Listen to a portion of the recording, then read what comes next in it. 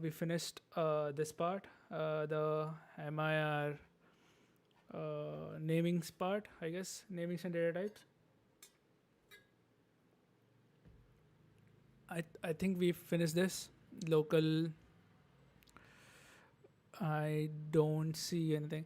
Val trace probably we didn't, I think. Or did we? It's fine. We can cover it if we didn't cover it before. Okay. Locals. I think we have covered this. We have covered this.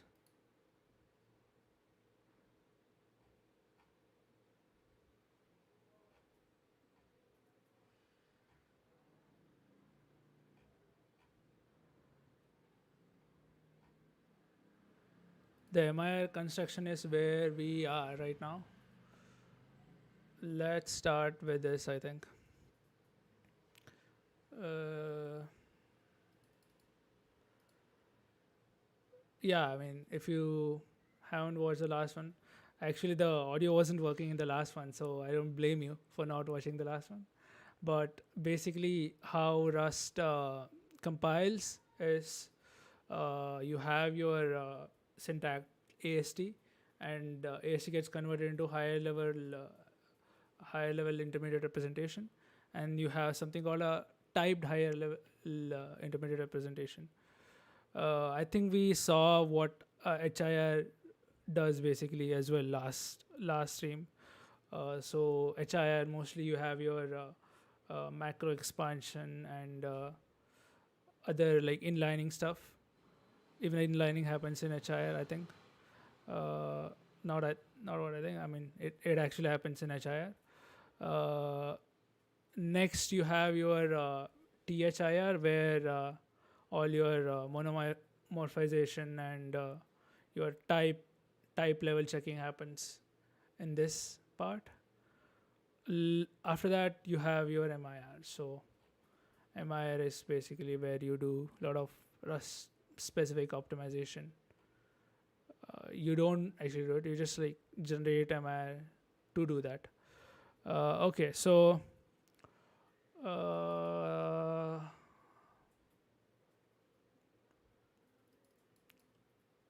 okay, so they're basically saying the lowering from HIR to MIR only happens for closures, only happen for functions, initializer of static and const items, fine, enums, and glue and shims. I don't know what does it mean. I guess tuple struct initialize functions. Yeah, right. A drop code, right. A drop implementation, right. So the rest of the things will basically remain same as HIR.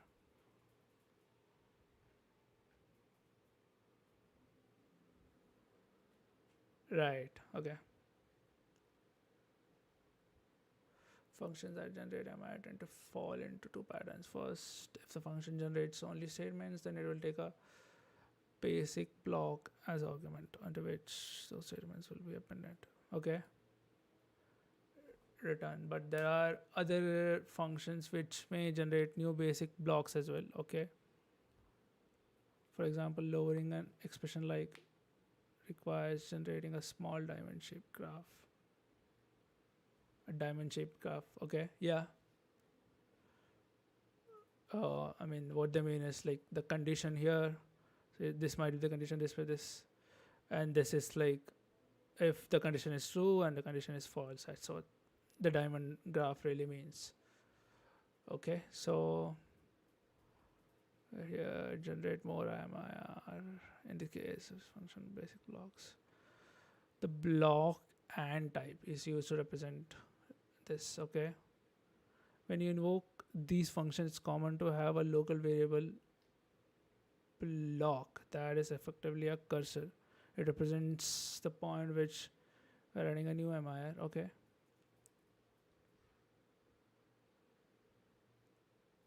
Yeah, that's pretty much obvious, I guess. For this reason, we offer a macro that it's write, unpack, block, generate more MI. It simply extracts a new block and overwrites the variable. I see, I see. Okay. Lowering expression into desired MIR. So in MIR, if you don't actually know, so let's just do Rust Playground.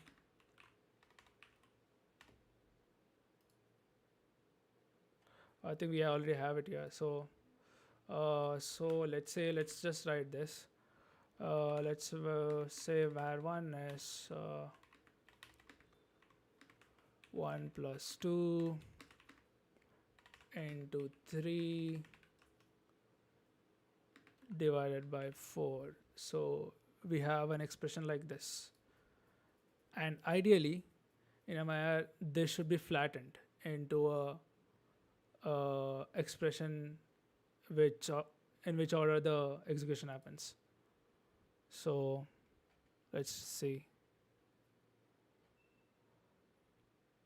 Okay, we won't find var1 here. So let's remove all this. Let's remove this. There's some inlining that happens as well. So let's remove that as well.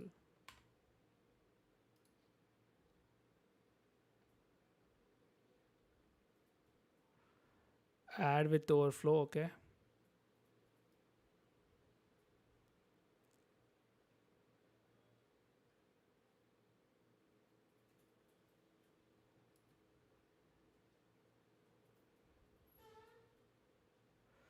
Oh, so if you can see, it created a basic block for this part to flatten the expression basically.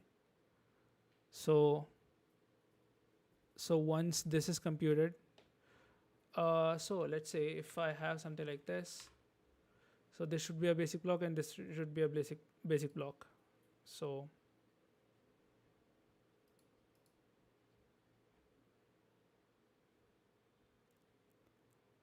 add with overflow 1 and 2. Compute which would overflow. Okay, this is just a basic overflow check. Next we have like BB like basic block 1, where you have your 3. What is this? Q constant 4. Oh, okay. Uh, so whenever it's a divide, so it basically checks if this part is a 0 or not. See, so this part should not be 0, otherwise this assert will kick in. Okay, next what's happening? So the basic block 2, this another check again on division. So this is where our exact division is happening. So the division is VV3, blah blah blah, and we are multiplying this copy of 2. 2 is the place, if you know from the last stream. So place is basically whatever the memory location of whatever. It could be the index access, or it could be just the variable as well. So anything that starts with an underscore is a place. So copy of the place, copy of the memory, which is 2. What is 2 in our case? Which is basically this. And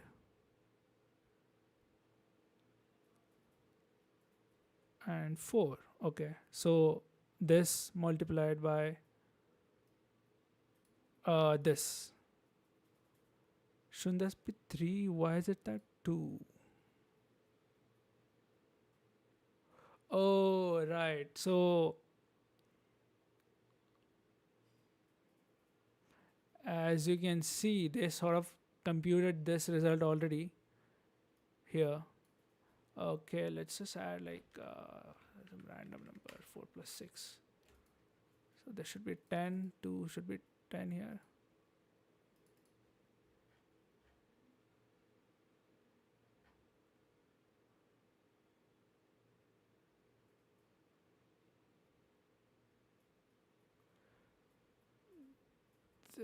Oh, okay. Yeah, right. So there's just a move of this. So whatever the result that is computed here, it moves this place to this place. That's basically what's happening here. But why is it 3.0 and the type is I32? It's a little confusing, but that's okay. Right. It is a little confusing, not gonna lie. So there should be move of 3. The place is 3. 3.1.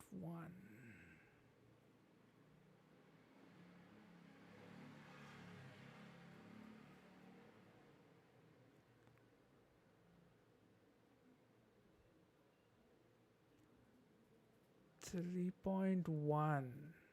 Why? We can check that. We're gonna explore the code anyway. So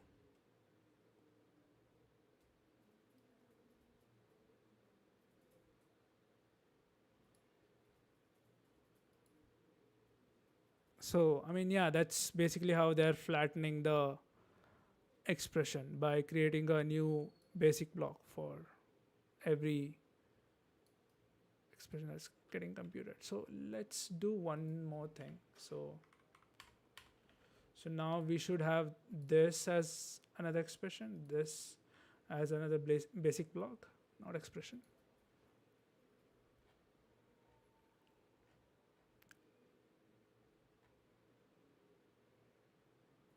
Add with overflow, this part, basically moving this to here. It's the multiplication. We copy 3 and multiply with 3, right? So this multiplied by this is another basic block, and then you have your you have your divide by 0 checks. But I don't know why would you need to sort of insert it like specifically. I mean, yeah, it's pretty easy to check, but I thought like there will be some kind of pass after this. Oh, I mean, we need to understand this is a query based compiler. There's no passes. So whatever it does is basically a query. So maybe that's why.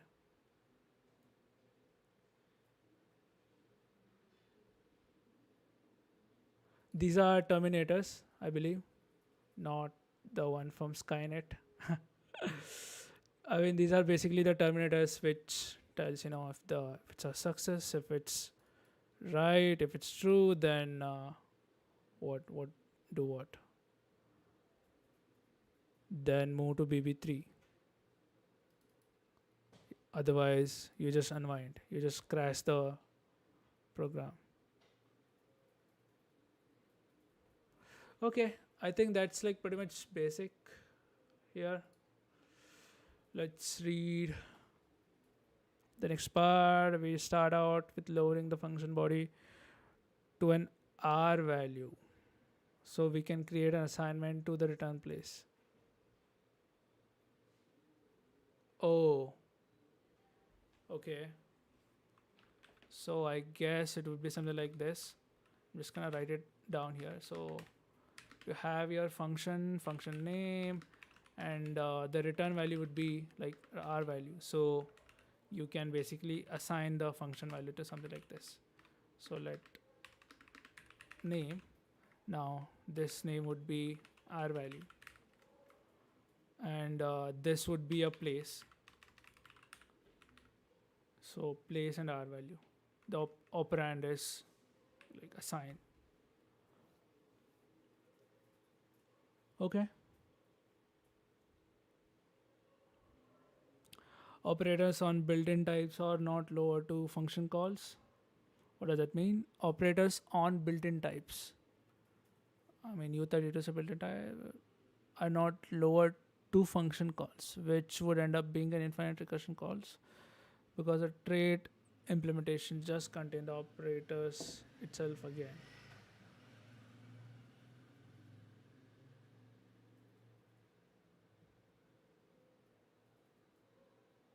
Oh, okay, okay, okay. Right. So if you have worked with Rust, you know you can do operator overloading in Rust. So when you are doing some kind of operation here, you need to chain that to the function call. So it uses that particular function call instead of like basically this symbol here, right? That does not happen for primitive types because it would end up just being like a recursive call to the same trait. That's what they mean there. Okay, so method calls are lower to the same terminal kind the function calls are. This we will check out what what do they have in terminal kind. In MIR, there's no difference between a method calls and function calls anymore. So I believe they would be mangling the method calls or something. Let's try that.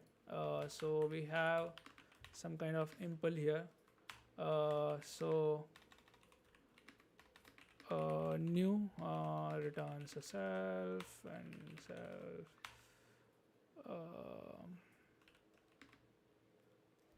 Let's just not have anything here because will be polluting otherwise.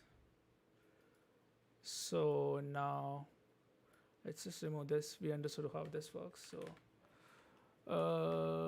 v object v of new. Let's see the MIR. It should have some kind of mangling, I guess.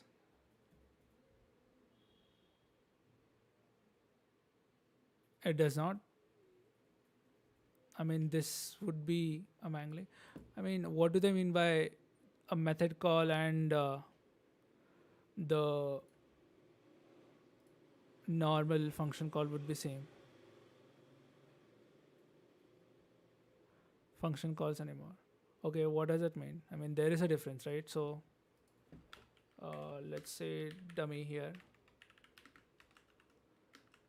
Dummy returns an int i32. Let's say 2. So dummy val dummy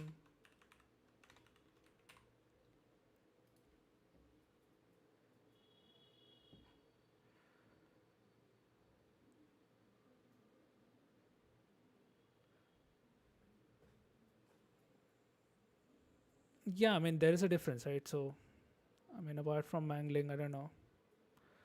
Yeah, so let's see. This would be the call kind of terminator, I guess. Then this would be excuse me. This would be the return and I mean another kind of terminator. I mean this whole thing is a terminator.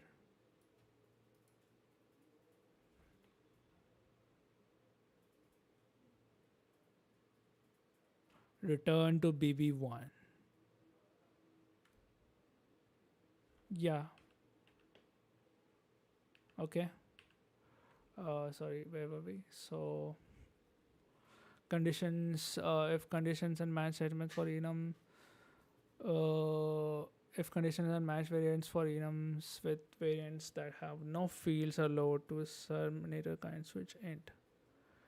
If conditions and match statements for enums with variants that have no fields, that means that doesn't have some kind of sum type, are lower to switch int.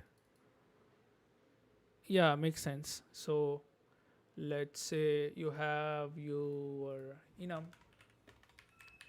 uh, s- I don't know, status, success and failure.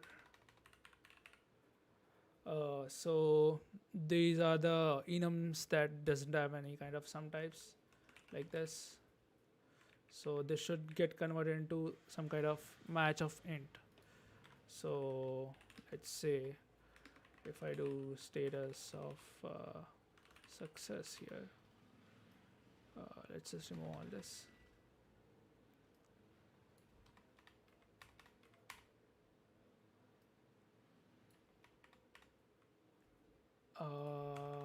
Match s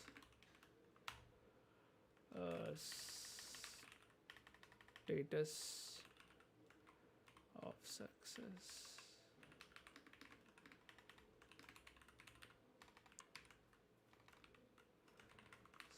Success device.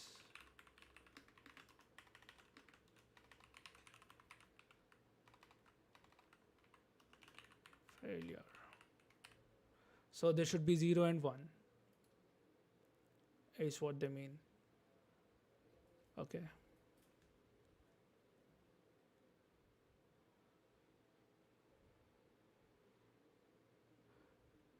Yeah, as you can see, switch int, we moved the value s, and we have your 0th condition, which is success.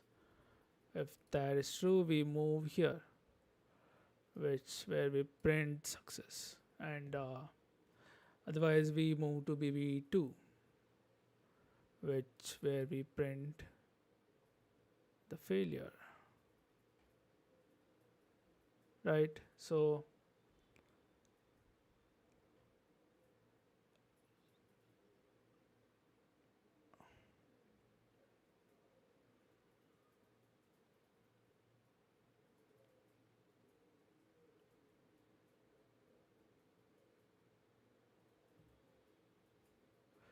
okay, yeah,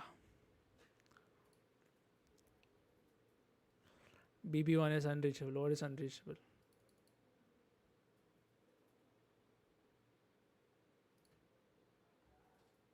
Oh yeah, this is basically if you don't have your this, right? So this is just the detection technique for that.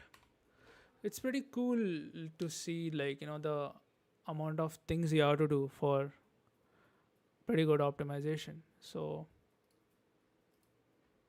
right, so match statement for with variants that have fields are lower to 2, but operand refers to a place. Oh right, so what they mean is so when you have a switch with uh, I mean, with operand, I mean, with values, it will be switched to, I mean, switch int as well. But the operand refers to a place. So they sort of make a place like this, and they move the value from here to here, is what they mean. Aggregate construction, aggregate values of any kind, struct tuples are okay, okay, okay.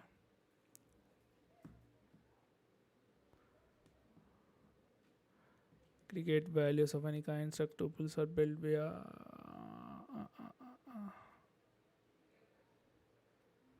okay.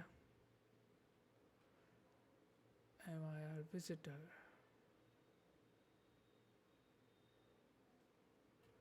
We don't have to check this right now. We'll just go to the code. Okay, so let's start from my build. So I believe I'm in transform. So build is where we actually build the MIR. So this gets called, I believe. So, I mean, if you know query based compilers, so everything that you do to the compiler is a query. So, there are not necessarily like a consecutive passes that happens. So let's say the compiler has reached here and it doesn't know the type of the function return. What it does is it sort of sends the query to the compiler, and the compiler figures out, okay, so how do I execute this query, and then all these things happen. So that's like how you do incremental compilation. So okay, so this is the basic uh, control flow graph, CFG. This is where we sort of maintain those graph. I think I was looking at that long time ago. Rust.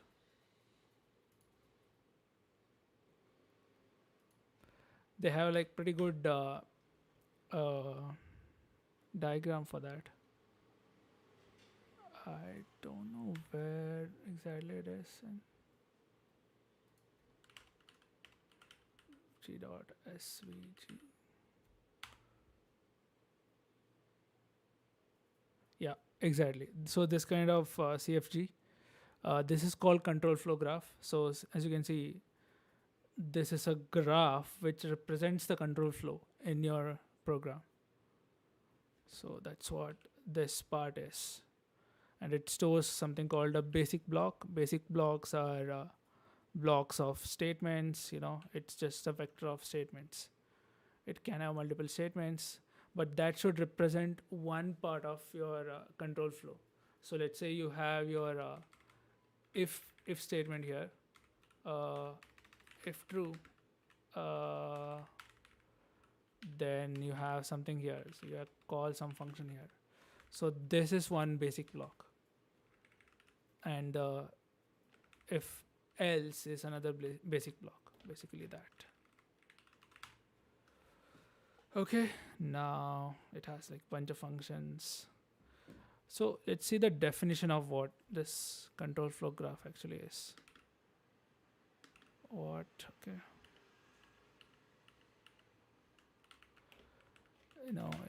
We need to understand we are actually compiling the whole Rust compiler that is cooking my lateral laptop. It's look at this. I'm doing Clippy as well. Oh my god. Should I just should I just done cargo check? Fine. Okay, so the CFD is basically index spec. What is index spec? Okay, I don't have to use index by. Hmm. Oh, I see. I see. Got it. Okay, so okay, so okay, so for your let's say local, right? You have a local ID. So you have your like zeroth local, one, two, etc., etc., and now you need to store that as a vector somewhere. So this is gonna store it as like a stack. Now, if you want to index it, so you do a your basic v of 0. So that means it's gonna access the 0th element in the stack. That doesn't mean it's gonna access uh, a local variable of local ID 0. You get it, right? So that's why we need some kind of index spec here. So you see the index implementation for this. So for in Rust, you can actually do custom index and implementation. Uh,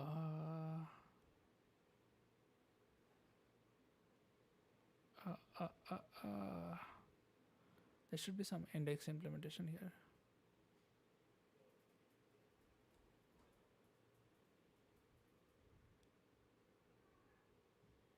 Oh, what is that trait actually called? Rust. It's the ops index. So basically, you should have this.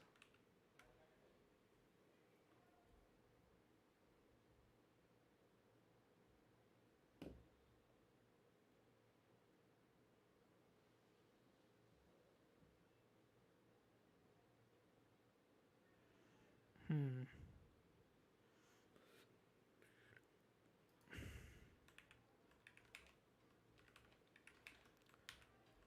So it actually has a deref.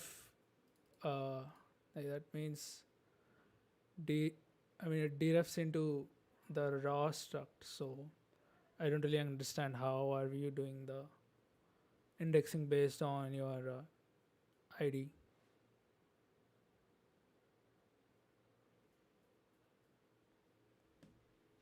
Okay, let's see some kind of test.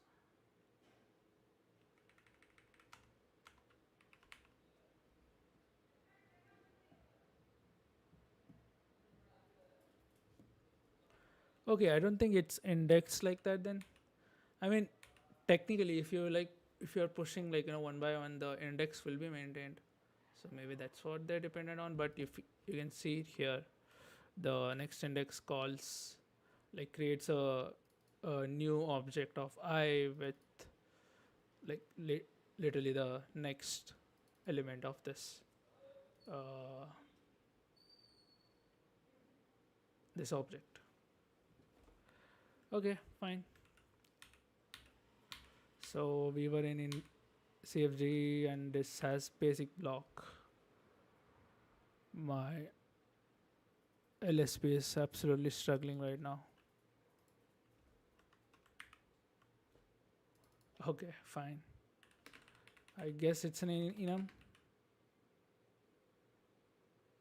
or is it a struct?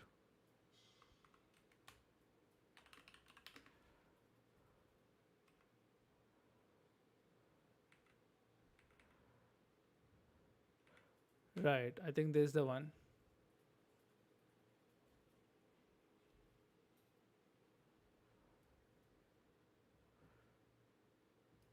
Okay. Why do I have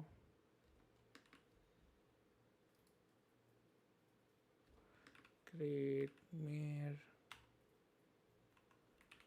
basic blocks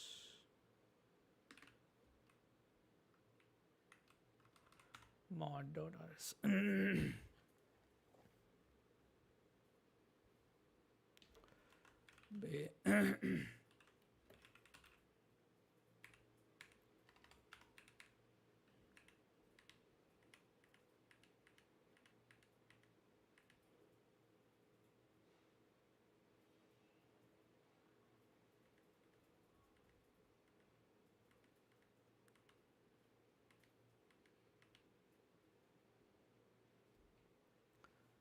Okay.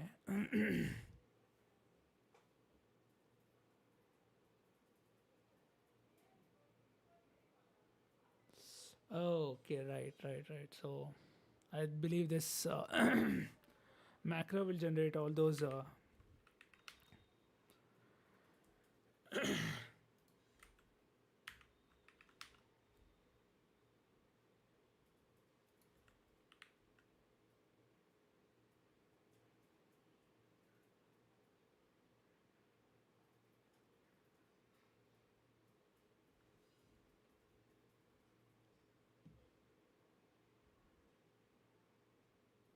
Huh.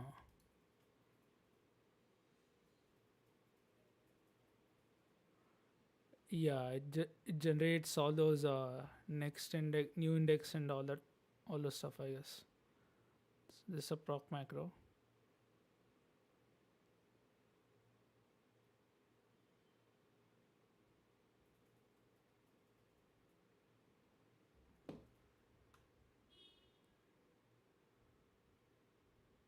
Yeah,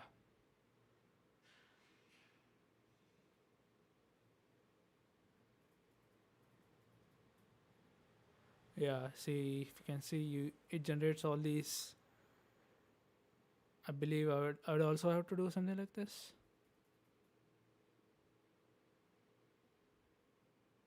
I don't think I'd need at this level, but yeah, you get the gist.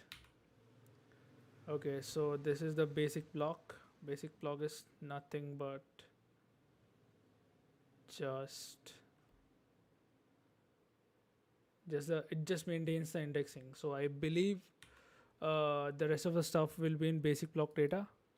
Yeah, exactly. So you have like your list of statements, and this for something for debug info, and you have your terminator. I believe.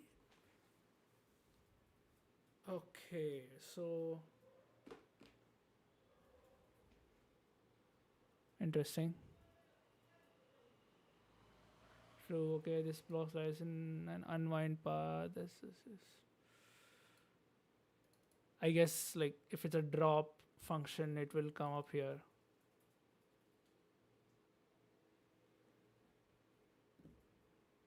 Okay, we get the basic idea, right? So let's see what Terminator has. Info, basically some debug info. We don't have to worry about it right now, but probably tomorrow we have to worry about it. Hmm.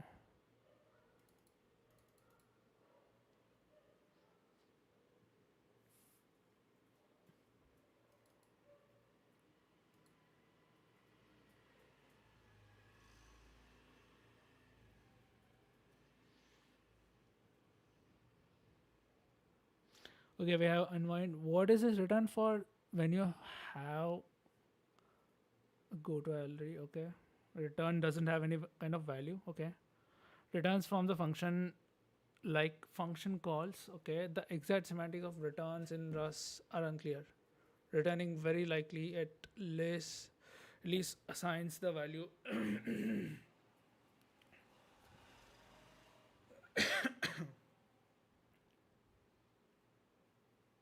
I believe we will have to do something different in this case. This is the drop.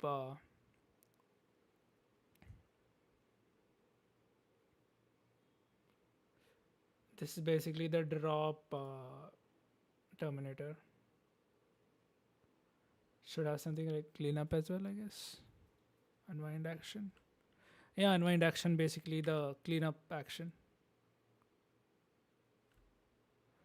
Cleanup basic block probably like if you have a drop with like some kind of function, it will get called here.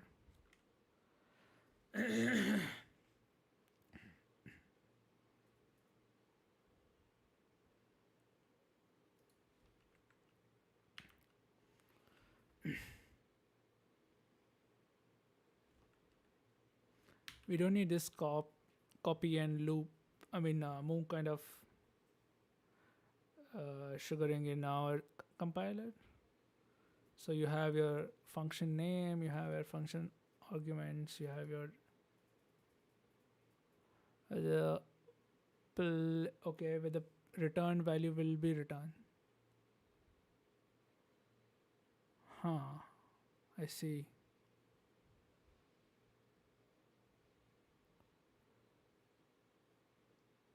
So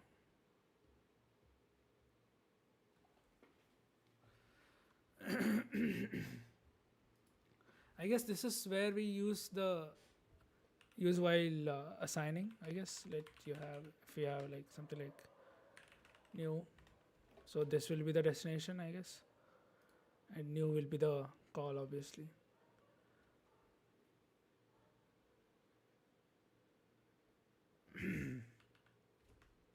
Let's see. Let's see. Target basic log. Okay, where to go after this call returns? If none, call necessary diverges. Okay, call source. Blah blah blah blah blah blah. Tail call. Okay. Speaking. This is a chimera of call and return.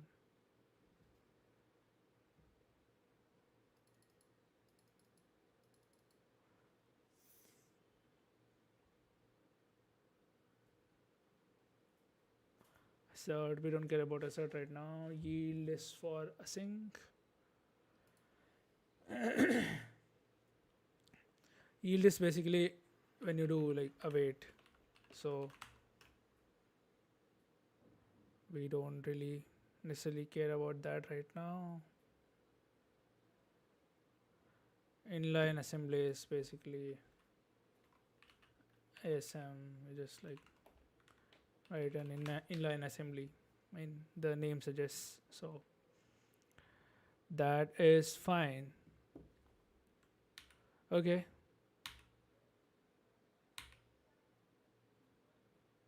Okay. So kind successors. What does it mean?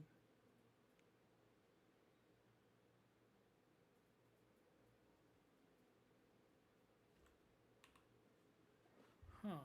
So your terminal kind also maintains some kind of successors. What? How? How does that do that? Let's see.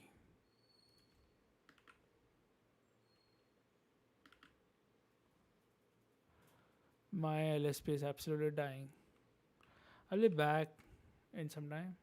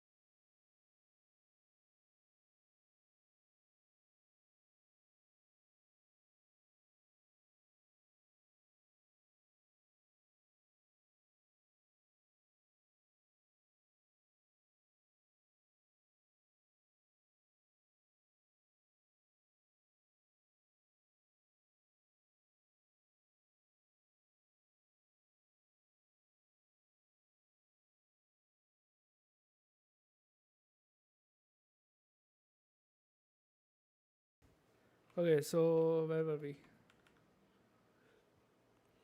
Okay, how is terminal kind actually doing successor? Okay, let's go here. Okay, so we have self. If it's a drop, you make successor. What does it even mean?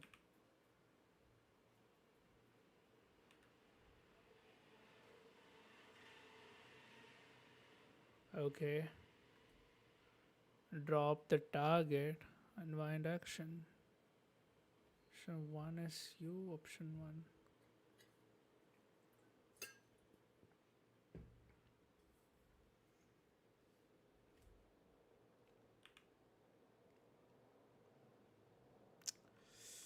Oh, right.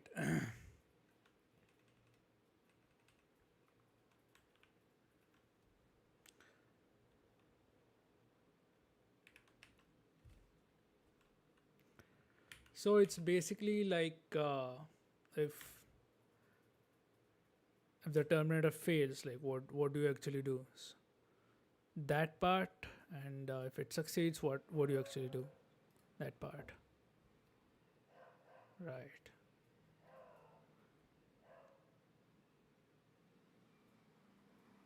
Yeah. So successor doesn't mean that you know like what gets executed. Yeah, I mean yeah, successor means like what gets executed next, basically.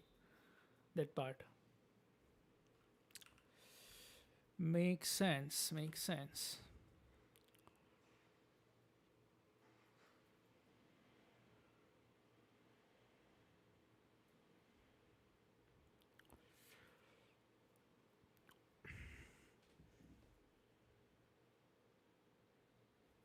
Hmm.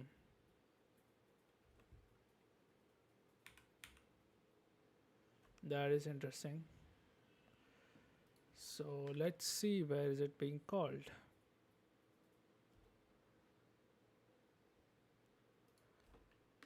So once we finish this MIR build crate, so we'll have to go to the MIR date transform, I guess. No, transform is basically where you optimize your MIR, right? So data flow, I guess. Not sure. Middle. Believe that's where we were right now. So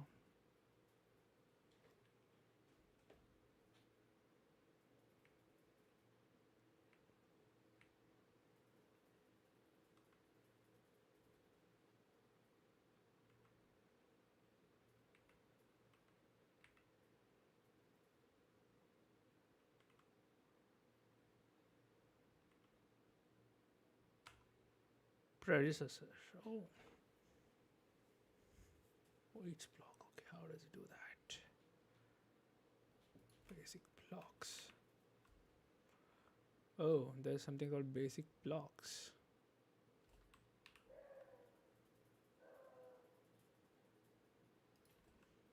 Predecessor. How?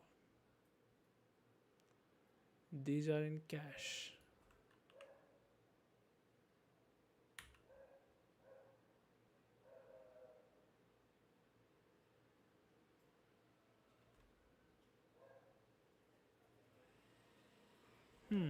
So what we do right now is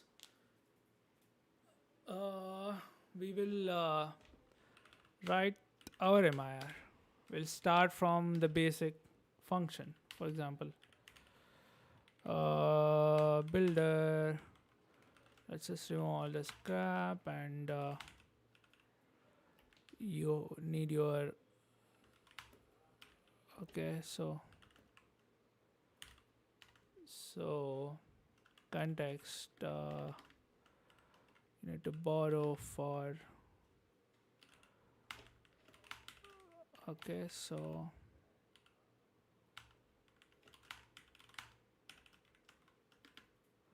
where is it being called?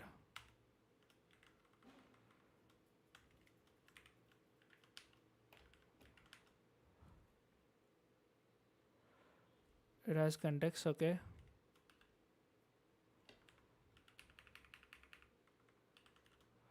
We don't need that right now.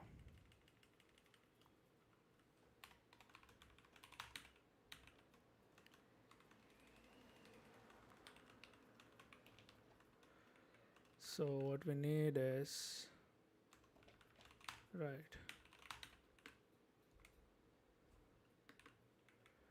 but we need to refer this as well. So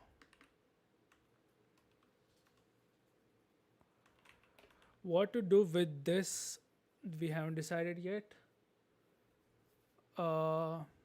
We will have some kind of build command, I guess. Dummy. Why is it called dummy? I don't know. It's a dummy builder right now. So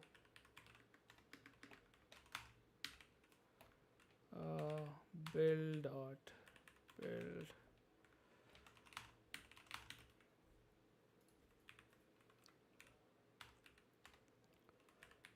function build. Something happens in this. Okay, we don't know that yet. So let's do one thing. So let's implement it for function.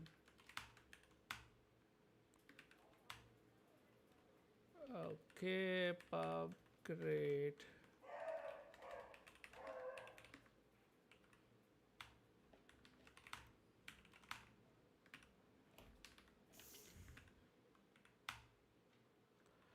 let's stop with the songs. Kinda. I'm gonna remove my headphone.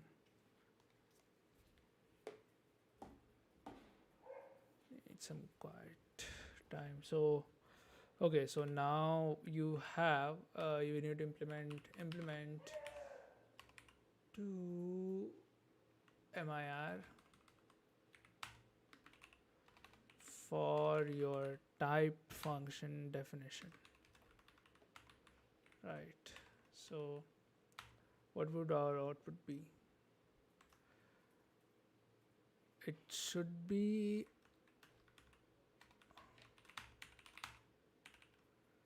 should it be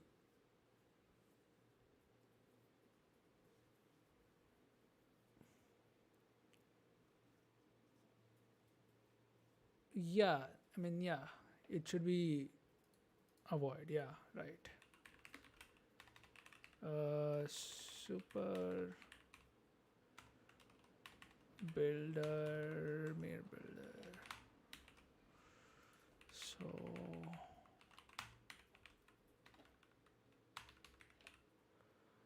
okay, so now, first thing that you need to do is you make a place for your. Oh, I mean, you basically do the first thing you do is like you have your return type. You just need to do like, let return type would be one, and I mean the type of that, and that's it. You just declare a local variable for your return type. Local, which we have not implemented yet. So let's see. Local.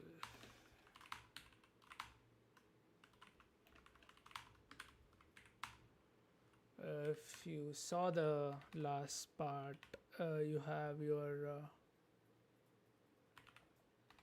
struct local.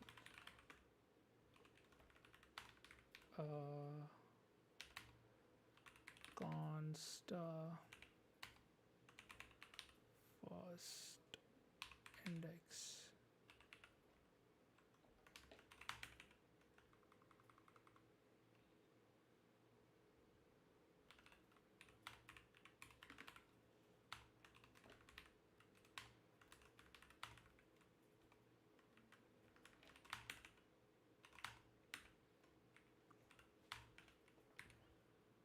Mm,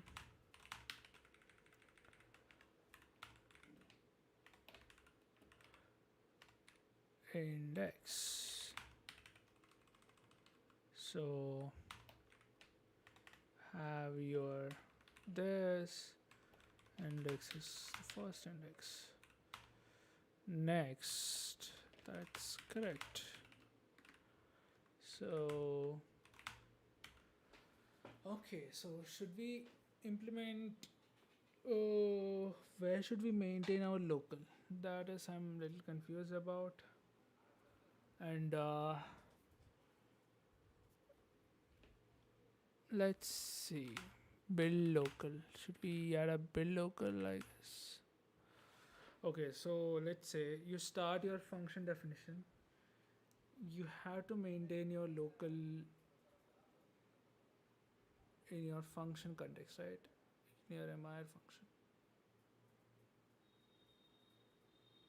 I think that makes more sense. So you have your main function name. Obviously, you need string. Do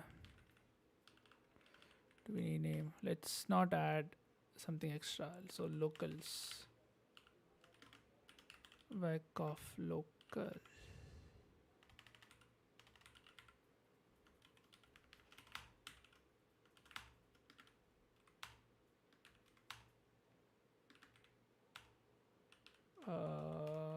Okay.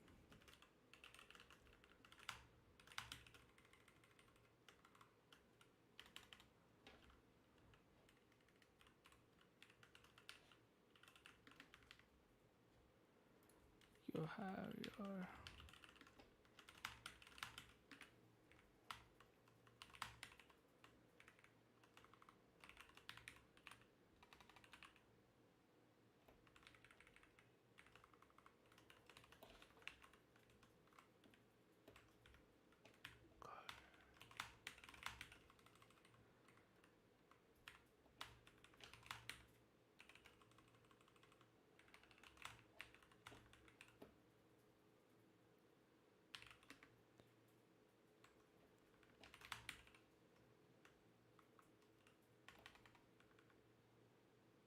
okay. So now we have our first local. So return local.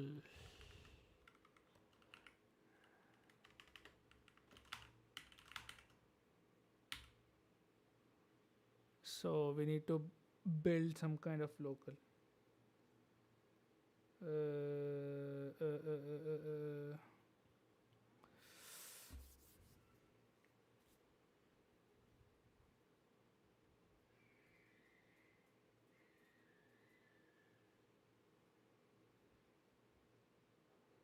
What else do we need to have in this local data?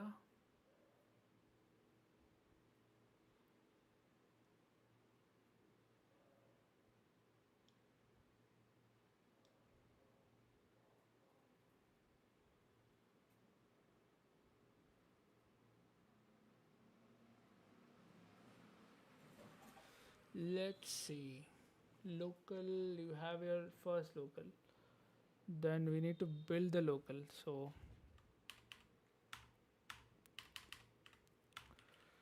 builder, build local, return local.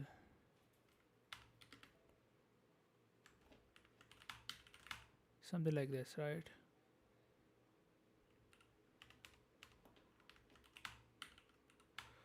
Then you have your right.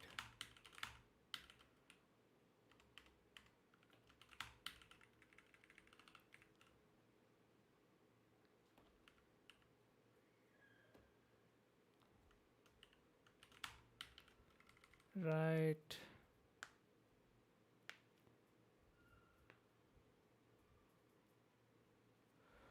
We probably need the type here. Type.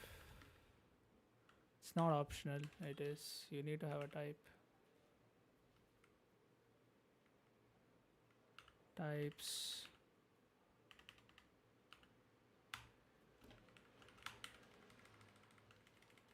So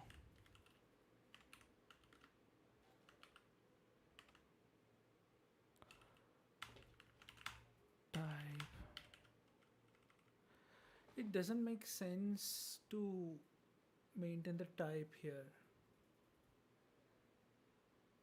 because when you do a next,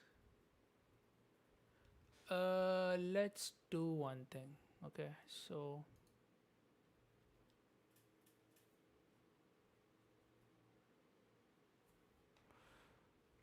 right, let's just add a type here.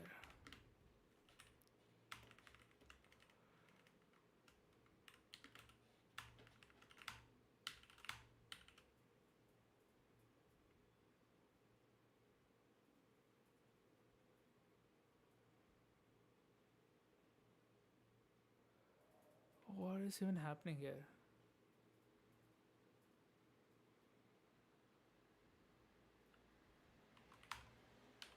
What? No.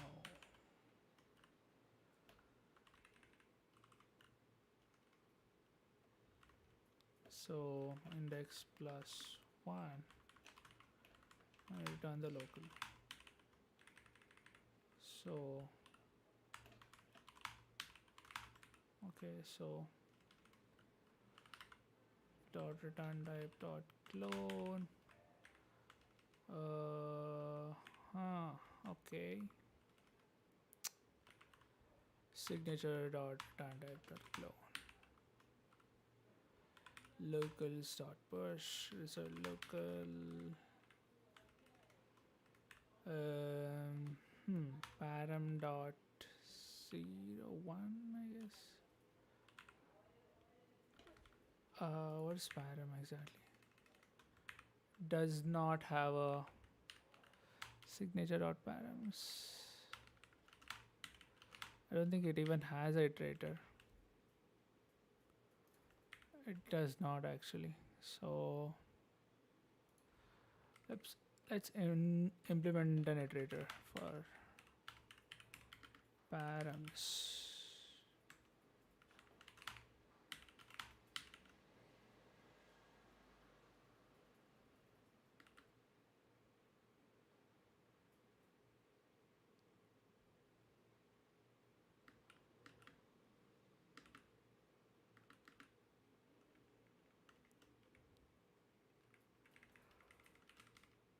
Okay, so function into iter of self, it has, okay,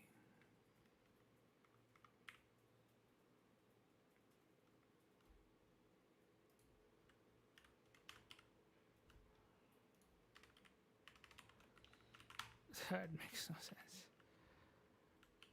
Okay, so what's the type of that?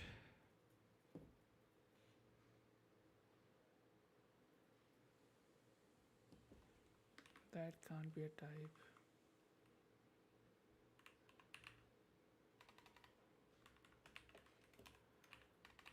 Map of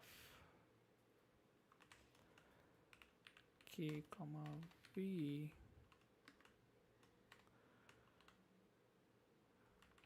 I think there is a into vac.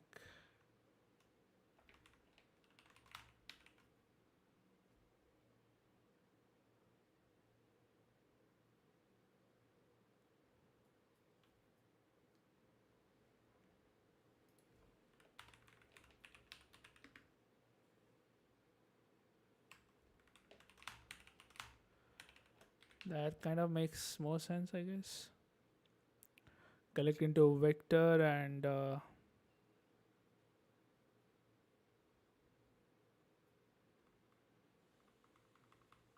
think we can do into slice, right?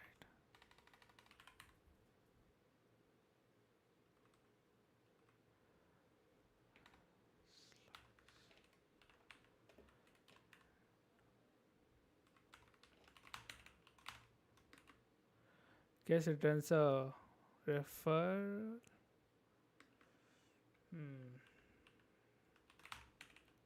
I'll have to do something like that.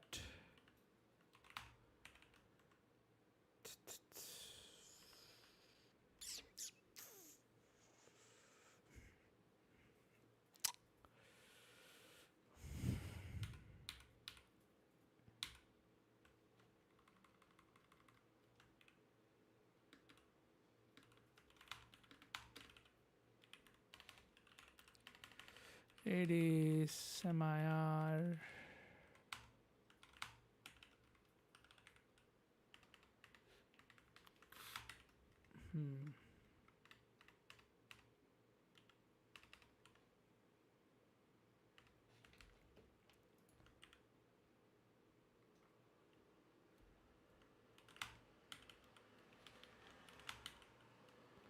What's the problem here?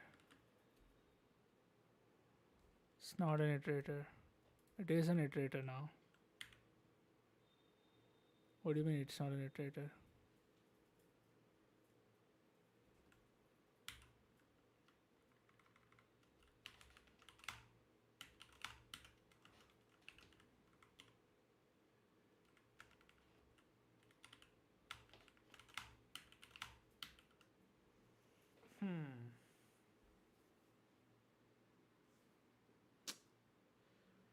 Right, so we have all the locals right now in our function. So the next part would be like self dot body dot to MIR builder. This we need to implement it. Okay.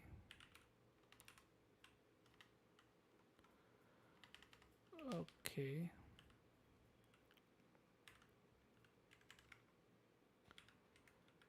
P to MIR.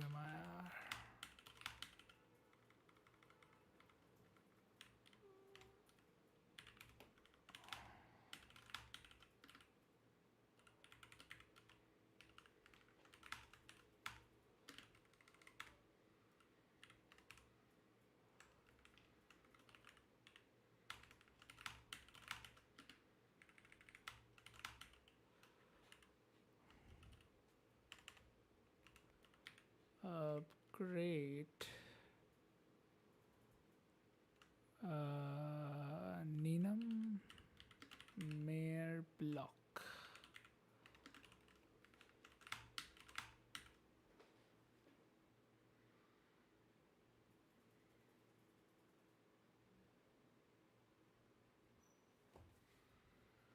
Okay, let's do this tomorrow. This is gonna be a pretty big change. Let's do this tomorrow. We are already at the 1 hour mark, I think. So, see you tomorrow then. Bye.